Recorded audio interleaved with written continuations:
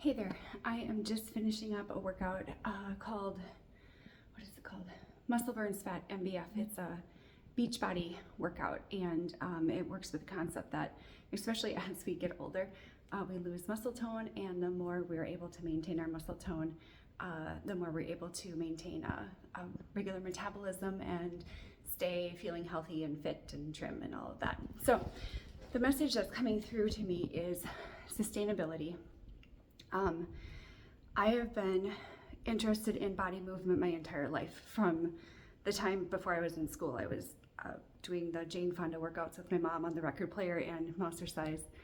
I'm sure people from my generation all had a Mousercise record to work out to. And actually, I led like my kindergarten, first and second grade classes, I think, during a gym class once a year in Mousercise.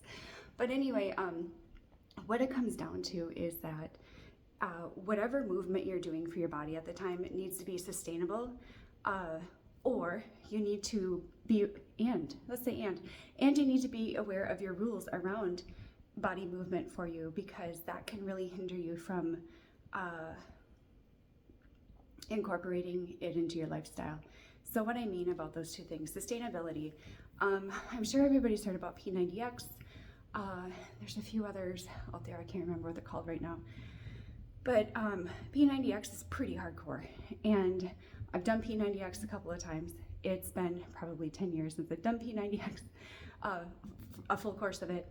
And every now and then when I'm feeling inspired to work out a little bit harder, I will get out and do a P90X video.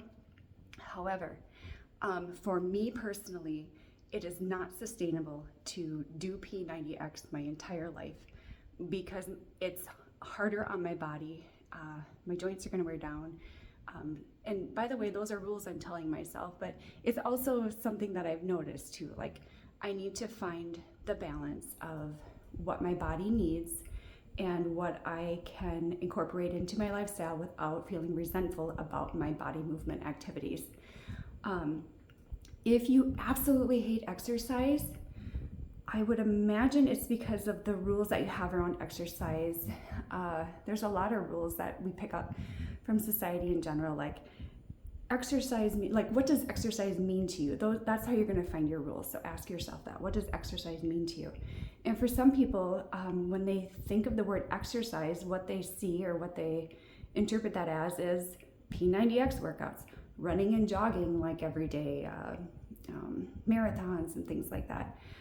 Getting on the treadmill, going to the gym, getting up and doing the same thing every day. Monotony can really be a killer to your workouts. So get familiar with what your rules are. And then challenge yourself to come up with new rules. So if one of your rules is what exercise looks like to you is having to show up every day doing the same thing every day, or having to do a hardcore workout, what would it feel like, or consider the thought, what if exercise or body movement consisted of doing 10 jumping jacks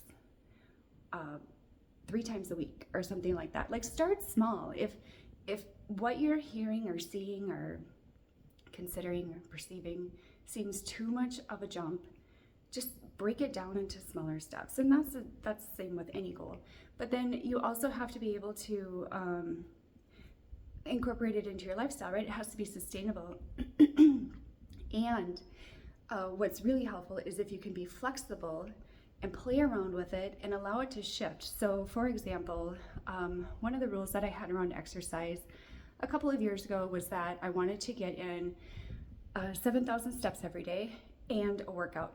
And sometimes life gets busy, and I noticed that holding myself to those rules that I had made on my own, nobody else enforced them on me, but holding myself to those rules felt constrictive. It made me resent, like, okay, I got my steps in, but I don't really feel like doing a workout today. So I really reflected within myself and came to the conclusion that I'm actually okay getting at least one or the other done each day. And that's my goal. Maybe for you, your goal would be 3,000 steps a day. Like, see where you're at, and then challenge yourself to do 1% better each day. And don't be like